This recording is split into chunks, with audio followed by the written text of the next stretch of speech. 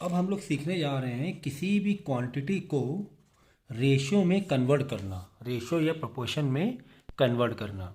तो बेसिकली ये एक जनरल टॉपिक है और ये एक बेसिक है, फंडामेंटल है। ठीक है ना।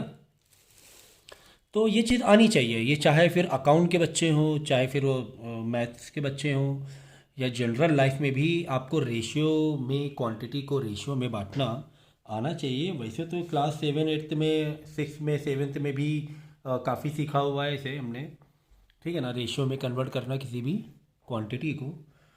तो एग्ज़ाम्पल के तौर पे जैसे कि मैं एक जनरल लाइफ से जुड़ा हुआ एग्ज़ाम्पल लेता हूँ।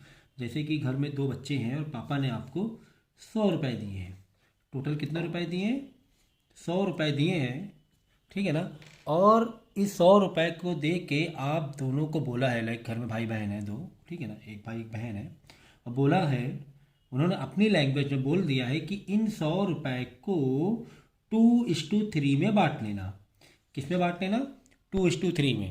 जैसे कि एक का नाम है ए और एक का नाम है बी। तो पहले ए और बी, तो उन्होंने नाम कैसे बोला कि ए एंड बी 100 रुपये को 2:3 में बांट लेना। पहले नाम क्या लिया? ए, बाद में नाम क्या लिया? बी। तो और बोला कि इन ए और बी 100 रुपये को 2:3 में बांट लो। ये नहीं बोला है कि तुम 40 रुपये रख लो, तुम 30 रुपये, ऐसे को नहीं बोला है। उन्होंने एक जनरल रेशियो बता दिया कि 100 रुपये को तुम लोग आपस में 2:3 में बांट लेना। तो अब आप सोच रहे हैं 2:3 क्या होता है, नहीं समझ में आ रहा है ठीक से कि 2:3 को हम अगर छोटे बच्चे हो तो नहीं समझ में आ रहा है कि किस तरीके से हम पैसे बांटें। अगर 100 रुपये को अगर बोल देते, अगर 100 को बोल देते कि आधे आधे ले लेना, क्या आधे आधे ले लेना, मतलब इक्वल डिस्ट्रीब्यूट कर लेना, इक्वल डिस्ट्रीब्यूट कर लेना, तब तो आप आराम से समझ रहे हो। तब तो आप आराम से ये समझ रहे हो कि 100 रुपये में 50 रुपये ए लेगा, 50 रुपये बी लेगा। ये तो समझ में आ रहा है अगर इक्वल डिस्ट्रीब्यूट है। तो इक्वल डिस्ट्रीब्यूट का मैथ के लैंग्वेज में बोलेंगे तो हाँ, 1:1। क्या बोलेंगे? 1:1 में बांट लेना, मतलब इक्वल डिस्ट्रीब्यूट कर लेना।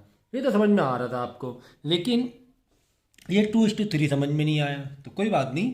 तो पहले हम लोग क्या करेंगे कि अगर इक्वल डिस्ट्रीब्यूट है, और इक्वल डिस्ट्रीब्यूट को यानी कि आधा आधा बांट लेना को हम कह रहे हैं 1:1, क्योंकि इक्वल डिस्ट्रीब्यूट है।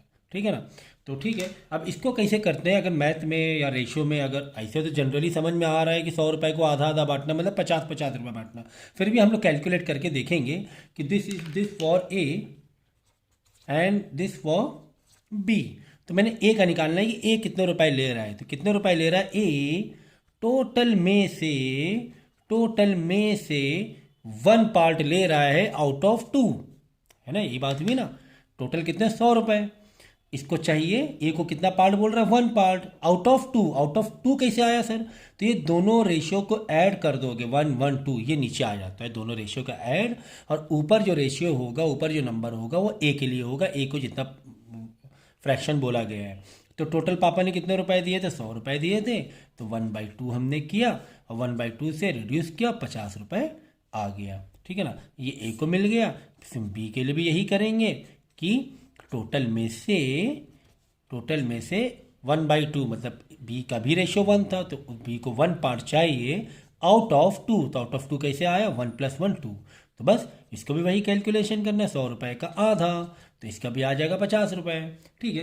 तो बिल्कुल ऐसे ही अगर कोई और नंबर बोल दिया गया है, बोला कि 100 रुपये को 2:3 में बांट लो, तो पहले क्या बोला नाम? A and B. 100 रुपये को 2:3 में बांट लो, तो ए के लिए 2 हो गया, बी के लिए 3 हो गया। ये हमें समझ में आ।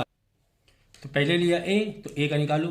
तो ए इज इक्वल टू टोटल मतलब 100 रुपये इंटू, तो ए के लिए पहले नाम लिया ए, बाद में नाम लिया बी, और बहुत बोला है 2:3। तो ए का हो गया 2 आउट ऑफ नीचे क्या लिखोगे? 2 + 3, ये याद रखना, ये हो जाएगा 5। तो जब आप इसको कैलकुलेट करोगे, रिड्यूस करोगे, 5 2 5 20 100, 20 × 2 40 रुपीज़ लेगा ए। ए का कितना आ गया? 40 रुपीज़। बी का तो बचा कुछ आ ही गया, बी का 60 रुपीज़। फिर भी आप निकाल लो यहाँ पर। बी के लिए 100 रुपये में 3 पार्ट है ना, 3 आउट ऑफ 2 और 3 5। ठीक है, नीचे टोटल आना होता है रेशियो का।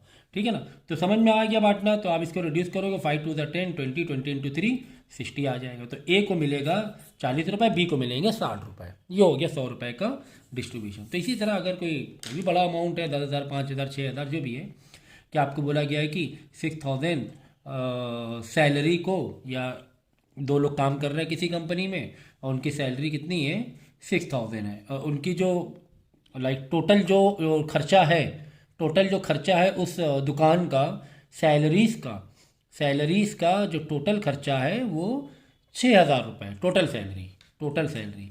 अब इन सैलरीज को 2 वर्कर हैं, ठीक है, 2 वर्कर हैं, इन सैलरीज को 2 लोग बांटते हैं आपस में, इन सैलरीज को 2 लोग आपस में बांटते हैं, ए एंड बी, और इनका जो रेशियो है वो है 5:3, ठीक है। ए का रेशियो, ए सीनियर होगा, तो 6,000 को ए 5 पार्ट ले रहा है ए, और 6,000 में से 3 पार्ट बी ले रहा है। तो ऐसे बोला गया है कि 6,000 सैलरी जो है वो 5:3 में जाती है 2 वर्कर को, 2 एम्प्लॉयज़ हैं, ठीक है ना। तो ठीक, कोई बात नहीं, तो 5:3 जाती है, मतलब क्या हुआ कि ए को 6,000 में से 5 पार्ट मिल रहे हैं, तो टोटल इंटू 5, ए का रेशियो 5 है ना, 5 अपॉन, डिवाइड में क्या लिखोगे बोलो, डिवाइड में लिखोगे 5 + 3 8, ठीक है। बस अब इसको आप कैलकुलेशन कर लेना और आंसर आपका आ जाएगा, ठीक है।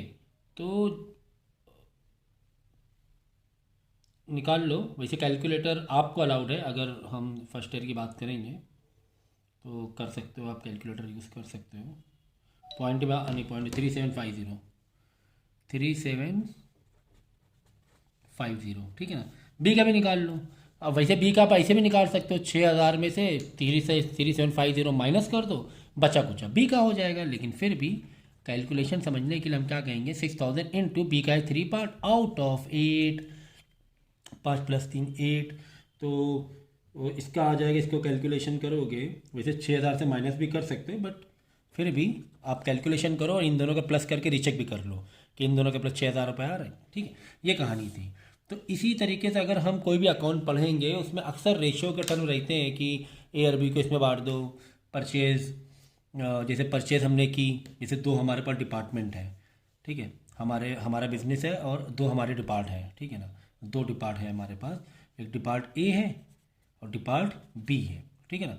वहाँ पे बहुत सारी परचेजेस हो रही हैं, डिपार्ट ए के लिए परचेजेस हो रही है, डिपार्ट बी के लिए परचेजेस हो रही है, ठीक है। समझो डिपार्ट ए में हमने सामान खरीदा 10,000 का बेचने के लिए, और डिपार्टमेंट बी के लिए, यानी अलग अलग हमारे 2 शोरूम है, ऐसे सोचो, डिपार्टमेंट बी के लिए हमने सामान खरीदा 20,000 रुपये का, ठीक है। ये परचेज किया हमने, ये क्या किया, परचेजिंग है हमारी डिपार्टमेंट 1 एंड डिपार्टमेंट 2 बी की, ए की और बी की। और हमें है ना इस परचेज में सामान लाने में, टेम्पो लाने में खर्चा नहीं हुआ होगा, सामान आया होगा, ए में शोरूम में डाला सामान, फिर वही टेम्पो आगे गया होगा, फिर बी वाले शोरूम में सामान डाला होगा, तो खर्चा, किराया, कैरेज, कुछ तो पैसे दिए होंगे ना टेम्पो वालों को हमने दिया, समझो हमने दिया 1,000 रुपये, फिर टेम्पो वाले क्या बोलेगा, भाई 1,000 रुपये मेरा किराया होगा, मैंने ए में कुछ सामान डिलीवर कर दिया, बी में भी कर दिया है, ठीक है। अब यहाँ पर हमें जैसे दिखाना है ये 1,000 रुपये है, ये डिपार्टमेंट वाइज भी खर्चा बांटना है, हमें देखना है क्या ए डिपार्टमेंट खर्चा कितना आ रहा है, बी में कितना आ रहा है। ये तो इसने टोटल 1,000 रुपये ले लिया, ए और बी दोनों का मिला के, ए और बी का दोनों मिला के कितना खर्चा ले लिया, 1,000 रुपये इसने ले लिया। लेकिन अब हम इनको ए और बी में कैसे बांटें, ए पर किसके ऊपर कितना चढ़ाएं, बी के ऊपर कितना चढ़ाएं, क्योंकि सामान तो एक बार में आया था। तो अब तुम्हें क्वेश्चन में बोल दिया गया है कि इनके परचेज के अकॉर्डिंग इनके खर्चों का भी रेशियो में बांट दो, अकॉर्डिंग टू देयर परचेजेस, खर्चों को डिस्ट्रीब्यूट कर दो, परचेजेस डिस्ट्रीब्यूट एक्सपेंसेस या शेयर एक्सपेंसेस, या ठीक है डिस्ट्रीब्यूट ही कर दो, डिस्ट्रीब्यूट एक्सपेंसेस, ठीक है, शॉर्ट में लिख दिया मैंने, कि इन्होंने जिस हिसाब से जिसने जैसा माल मंगाया है जितने का, इस 1,000 रुपये को, क्योंकि ये लड़ाई हो रही ना 1,000 रुपये की, ए वाला, ए का डिपार्टमेंट जो मैनेजर हो, क्या कि भाई ये 1,000 रुपये मैं नहीं दूंगा भाई, क्योंकि सामान तो बी का भी था, जबकि बी के ऊपर ज़्यादा सामान बी को स्टोर किया, ये किया गया है, मंगवाया गया है। तो अब वो कैसे होगा सॉर्ट आउट, तो यह यहाँ पे ये सॉर्ट आउट हो सकता है कि भाई हमने जो परचेज ए और बी ने की, उन्हीं के परचेजेस के अकॉर्डिंग, उन्हीं के रेशियो में इन खर्चों को बांट दो। तो यहाँ से अब हम क्या करेंगे, रेशियो निकालेंगे ए एंड बी का, ए एंड बी का क्या निकालेंगे, रेशियो की, यार इनका जो परचेज का रेशियो क्या है, जो परचेज का रेशियो होगा वही एक्सपेंस के रेशियो में हम एक्सपेंसेस को बांट देंगे। तो परचेज का रेशियो देखो, 10,000:20,000 है, यही ना परचेज का रेशियो। तो ये नंबर कुछ ज़्यादा बड़ा नहीं दिख रहा है, तो हाँ, तो इसको हटा सकते हो ना, 4 जीरो कम से कम रिड्यूस हो रहे हैं, है ना। इधर से 4 जीरो तो इधर भी 4 जीरो है, जितने मैक्सिमम जीरो रिड्यूस हो रहे हैं रिड्यूस कर दो। तो ए और बी का देखो कितना आसान था रेशियो, आ गया 1:2, है ना, 1:2। बस आप एक्सपेंसेस को बांट दो। ए का एक्सपेंसेस कैसे बांटोगे, टोटल कैरेज एक्सपेंसेस कितना, 1,000 रुपये है, जिसमें ए का रेशियो 1 है, आउट ऑफ बताओ कितना, 1+2 3, याद रखो है। बस इसको कैलकुलेट कर लेना। फिर बी को भी ऐसे ही करना, 1,000 रुपये में बी कितना देगा, 2/3, है ना। बी का कितना 2 है, तो 2/3। तो इन्होंने, इसका मतलब इसमें जो मैंने अभी समझाया है ये वाला, इसमें डायरेक्ट रेशियो नहीं दिया था कि 1:2 में बांट दो खर्चों को, नहीं। इसमें क्या दिया था कि भाई इनकी जैसे इनकी ये है परचेजेस है, जिसने जैसे जिस हिसाब से जितने का माल मंगाया है उस पर जो खर्चा आया उसी रेशो में बांट दो। तो एक ने मंगाया था 10,000 का, एक ने मंगाया था 20,000 का, मैंने यहाँ लिखा 10,000, यहाँ लिखा 20,000। पहले थोड़ा सा छोटा कर दिया नंबर, 4 और 4 जीरो कट रहे थे तो मैंने काट दिया, तो 1:2 आ गया था। फिर 1:2 में मैंने इनके खर्चों को बांट दिया, 1/3, 2/3। तो नीचे 3 कैसे आया, 1 और 2 को प्लस करके। तो इसको कैलकुलेट करके आंसर निकाल लेना आप, ठीक है। तो ये आना बहुत ज़रूरी है किसी भी मतलब अकाउंट में, अगर आप इसे आप अकाउंट कर रहे हो तो ये कम से कम इतना चीज़ें पता होनी ज़रूरी है, बहुत बेसिक चीज़ है, ठीक है ना। ये छोटे क्लास में हम लोग ने की हुई है, ठीक है। तो रेशियो नहीं दिया होगा तो उस रेशियो का एक कनेक्शन दिया होगा कि इन पैसों को या इन खर्चों को या इन कमीशन को इनके रेशियो में बांट लो। एग्जाम्पल के तौर पे जैसे कि दो तुम्हारे पास सेल्समैन है, सेल्समैन ए, सेल्समैन बी। एक ने सेल की है 10,000 की, एक ने सेल की 20,000 रुपये की। तो कंपनी ने ओवरऑल 1,000 रुपये कमीशन दिया कि ए और बी आपस में बांट लो। क्या बोला, 1,000 रुपये दे के क्या बोला, ए और बी आपस में बांट लो। तो ए और बी आपस में कैसे बांटेंगे, कौन से रेशियो में, कुछ स्पेसिफाई नहीं किया गया। चले गए बॉस बोल के आपस में बांट लो, तो ये बोलेगा मैं 500 आधा आधा बांटेंगे, तो बी क्या बोलेगा आधा आधा क्यों बांटेंगे, मैंने सेल ज़्यादा की है मुझे ज़्यादा मिलेगा। तो इसीलिए उन लोग क्या करेंगे, इन दोनों के जो जिन्होंने ए ने जितनी सेल की और बी ने जितनी सेल की है उनके सेल्स रेशियो में उन पैसों को, उन कमीशन को बांट लेंगे, ठीक है ना। तो अगर ये तो मैंने इजी नंबर लिया है, अगर थोड़ा सा तेला मेला नंबर भी आ जाए तो उसमें कोई दिक्कत वाली बात नहीं है। एग्जाम्पल के तौर पे ए और बी दो सेल्समैन है और ए सेल कर रहा है 1,20,000 की और बी सेल कर रहा है 1,50,000 की, ठीक है। ये दोनों ने सेल किया और बोला गया है कि ये 2,000 रुपये बॉस ने कमीशन दिया कि 2,000 रुपये को आपस में बांट लो, अपने सेल्स वाले रेशियो में बांट लो। तो एक काम करेंगे, बांटने के लिए हम क्या करेंगे, ए का लिखेंगे टोटल 2,000 रुपये इंटू, फिर यहाँ रेशियो लिखना पड़ेगा ए और बी के निकालने के लिए। तो पहले क्या करेंगे, इसको थोड़ा सा छोटा कर लिया जाए, तो छोटा कर लेंगे। यहाँ 4 जीरो जा रहे, तो ये भी 4 जीरो जा रहे, जितने जीरो जा रहे उतने जीरो काटो पहले। फिर 12 यहाँ आया, 15 यहाँ आया। अगर और रिड्यूस हो रहा है तो और कर लो, नहीं हो रहा तो कोई बात नहीं, 12/12 और +15 का नीचे लिख देंगे टोटल। लेकिन और रिड्यूस हो रहा है, देखो 3 से दोनों रिड्यूस हो रहे हैं, दोनों सेम से रिड्यूस होना ज़रूरी है।